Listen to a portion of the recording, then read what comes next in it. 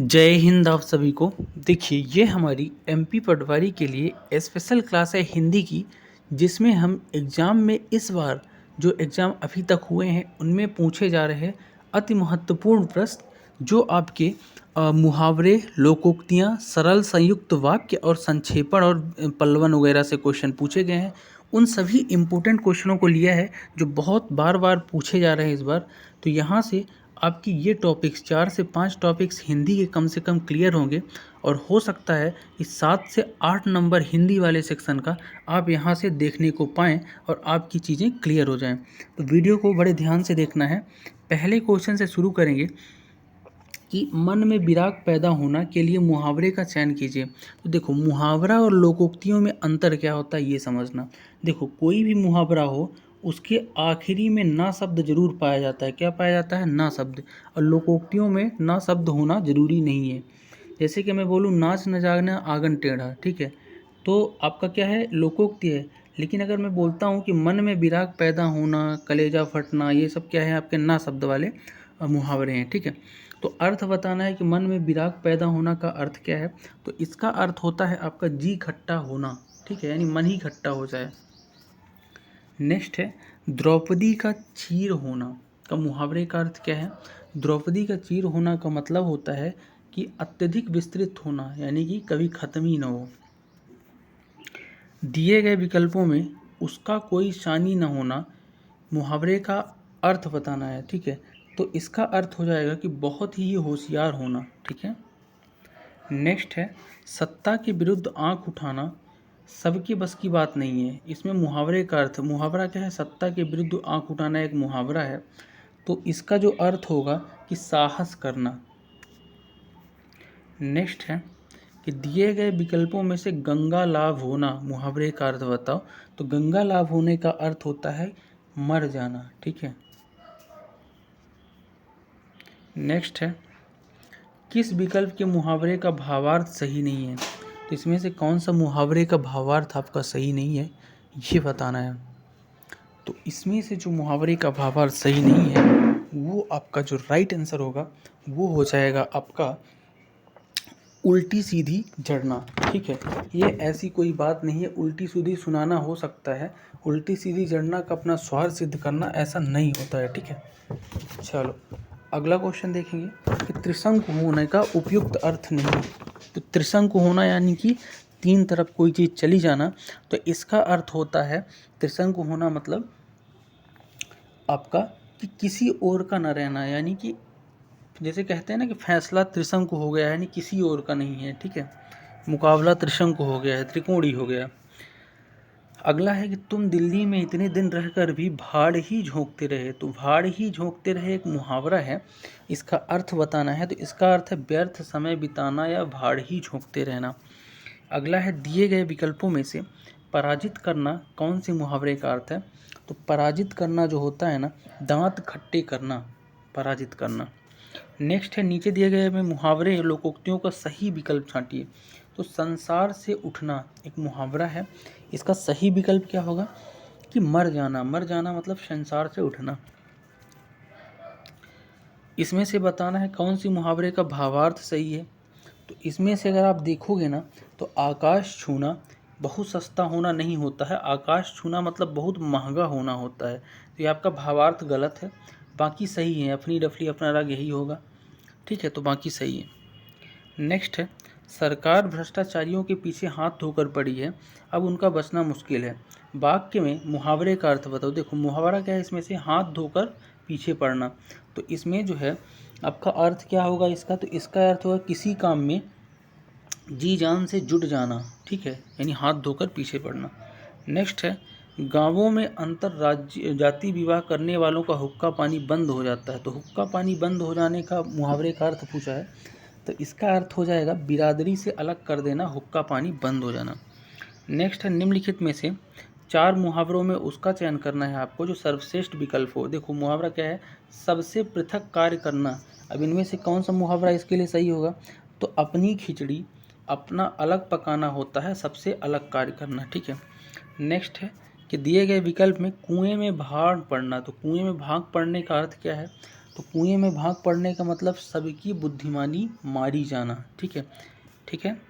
Next है कढ़ी के उबाल सा मत उछलो धैर्य रखो। में मुहावरा बताना है, तो कढ़ी का उबाल सा मत उछलो ये आपका है। तो कढ़ी के उबाल सा उछलना जो होता है, तो इसमें से आपका जो मुहावरा हो जाएगा, इसका अर्थ है कि जोश या क्रोध जल्दी खत्म हो जाना, क्योंकि कढ़ी का उबाल जल्दी खत्म हो जाता है। अगला है एक पंथ दो काज का अर्थ क्या है, तो एक पंथ दो काज का जो अर्थ होगा ना, वो होगा एक साथ दो लाभ होना। नेक्स्ट है जीवन भर पापड़ बेलकर मैं थक गया हूँ, अब आराम चाहिए। मुहावरा का अर्थ क्या है, तो पापड़ बेलना। तो पापड़ बेलना का अर्थ क्या है, इसका अर्थ है कठिन परिश्रम करना। नेक्स्ट है सांप और नेवले में आग फूस का बैर होता है। तो आग फूस का बैर होने का अर्थ पूछा है, तो इसका अर्थ होता है कि जन्मजात शत्रुता होना, आग फूस का बैर होना। नेक्स्ट है कि आदित्य एक नंबर का झूठ आदमी है। तो झूठ आदमी, तो इसका अर्थ जो आपका होगा कि जिसे कोई फर्क ही ना पड़े, झूठ आदमी। नेक्स्ट देखेंगे सरल और संयुक्त वाक्यों से क्वेश्चंस। तो इस पहला क्वेश्चन है कि संयुक्त वाक्य बताइए कौन सा है इसमें से।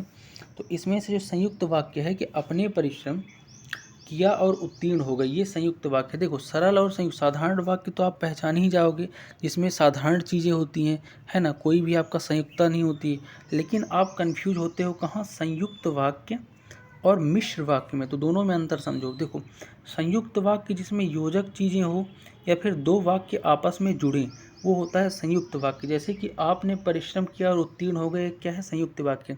लेकिन मिश्र वाक्य जो होता है, वो भी दो वाक्य उसमें मिश्रित होते हैं, लेकिन मिश्र वाक्य में होता क्या है कि एक वाक्य दूसरे वाक्य पे आश्रित होता है। क्या होता है, आश्रित होता है। जैसे मैंने कहा जैसा आप करोगे वैसा ही आप भरोगे, यानी कि पहले वाक्य से दूसरा वाक्य है आश्रित है। तो आश्रय वाले जैसा वैसा जैसे कि ताकि, तो ये सब शब्द क्या हैं, आपके मिश्र वाक्य हैं। ठीक है, जबकि संयुक्त वाक्य हैं जो आपके दो सरल शब्दों को आपस में जोड़ देना। ठीक है, तो आई होप आप समझ गए होंगे संयुक्त और मिश्र वाक्य में अंतर। अगला देखेंगे कि इन विकल्पों में से वाक्य किस प्रकार का है, ये पूछा है। तो वाक्य पहले देख लेता हूँ कि जैसे ही तेज कदमों से चलती हुई आई, वैसे ही अभी तेज के सामने ठिठक गई। इसमें से बताना है कि वाक्य कौन सा है। तो इसमें मिश्र वाक्य है। क्यों है, क्योंकि जैसे वैसे, जैसे ही यानी एक दूसरे पर आश्रित है वाक्य, तो मिश्र वाक्य हो जाएगा। अगला है निम्नलिखित में से संयुक्त वाक्य कौन सा है।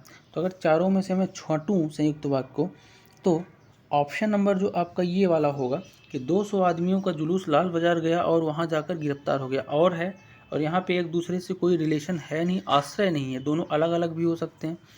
तो ये आपका क्या है, संयुक्त वाक्य। अगला देखेंगे कि इसमें से बताना है कि वाक्य कौन सा है। तो वाक्य क्या है, मैं जानता हूँ कि तुम मना नहीं करोगे। इस वाक्य को बताना है कैसा वाक्य है। ये वाक्य मिश्र वाक्य है। क्यों है, क्योंकि मैं जानता हूँ, क्या जानते हो, आश्रय है आपका दूसरे शब्द पे, तुम मना नहीं करोगे। नेक्स्ट है निम्नलिखित में से कौन सा मिश्र वाक्य है, इसमें बताना है।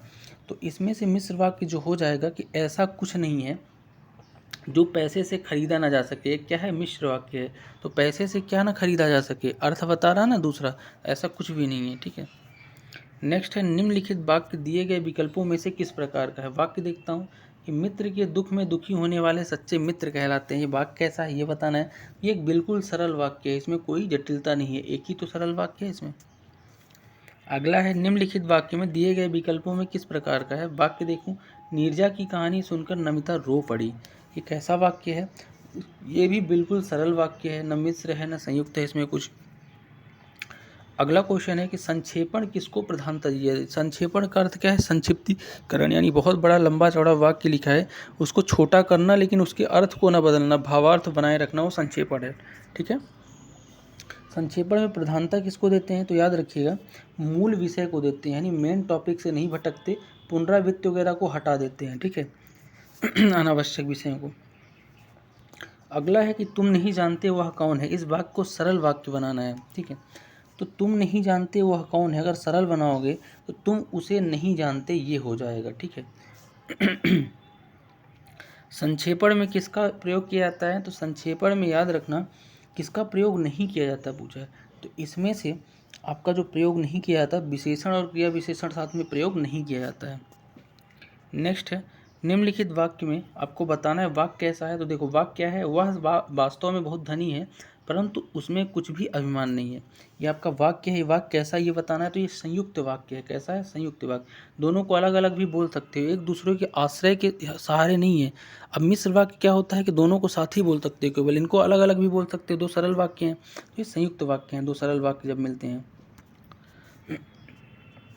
अगला है, जिसके पास पैसा है वह देवता समान है। इस मिश्र वाक्य को साधारण वाक्य में बदलो। तो साधारण वाक्य अगर इसको बनाना है ना, तो आप कैसे बोलोगे? पैसे वाला जो होता है देवता के समान है, ये क्या हो जाएगा? इसका साधारण सरल वाक्य साधारण हो जाएगा। उसने कहा कि मैं दोषी हूँ, इसको सरल वाक्य बनाना है, तो कैसे बनाओगे? तो उसको सरल वाक्य बनाने के लिए उसने अपने आप को दोषी सिद्ध किया, ये हो जाएगा इसका सरल वाक्य। नेक्स्ट है, निम्नलिखित वाक्यों में संयुक्त वाक्य कौन कौन से हैं? तो संयुक्त वाक्य आपको बताना है। तो इसमें से सुधा अधिक बोलती है और काम अधिक करती, और शब्द है, दो अलग अलग क्या है, सरल वाक्य जुड़े हैं, तो ये संयुक्त वाक्य हो जाएगा। नेक्स्ट है, किसमें से संयुक्त वाक्य कौन सा ये बताना है। तो इसमें से जो संयुक्त वाक्य है ये है कि पिछले कई दिनों से निरंतर बरसात हो रही है, जिसके कारण सड़कों की हालत जर्जर हो गई है। ठीक है। नेक्स्ट है, दिए गए वाक्यों में से मिश्र वाक्य की जांच कीजिए। तो इसमें से मिश्र वाक्य बताना है, तो इसका जो राइट आंसर हो जाएगा वो होगा कि जैसे ही राजू पढ़ा लिखा हुआ अधिकारी बन गया, यानी जैसे, दोनों वाक्य हैं आपस में एक दूसरे का रिलेशन बता रहे हैं, इसलिए आपके जैसे ही वैसे ही क्या हो जाएंगे? मिश्र वाक्य।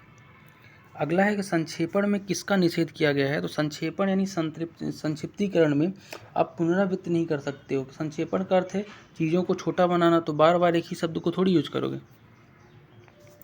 अगला, सुबह हुई और मंदिर की घंटी बजने लगी, इस वाक्य को मिश्र वाक्य में परिवर्तित कीजिए। तो इसका जो राइट आंसर होगा ये होगा, जैसे ही सुबह हुई मंदिर की घंटी बजने लगी, तो ये क्या हो जाएगा? मिश्र वाक्य हो जाएगा।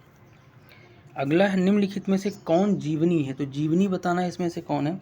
तो आवारा मसीहा है, क्या है? जीवनी है। आज का लास्ट क्वेश्चन देखेंगे कि संक्षेपण के प्रमुख 3 गुण कौन से हैं। संक्षेपण यानी संक्षिप्त करने के प्रमुख 3 गुण जो होते हैं ना, संक्षिप्तता, स्पष्टता और क्रमबद्धता, यानी ऑप्शन नंबर 1 राइट आंसर हो जाएगा। ठीक है। तो ये थे top 40 question, exam point of view से काफ़ी इंपॉर्टेंट है हिंदी के लिए, एमपी पटवारी के लिए। तो जिनका भी एग्जाम आने वाले शिफ्टों पे है, तो वीडियो को आप रिवाइज करके भी देख सकते हो। मिलते हैं नेक्स्ट वीडियो में, तब तक के लिए जय हिंद।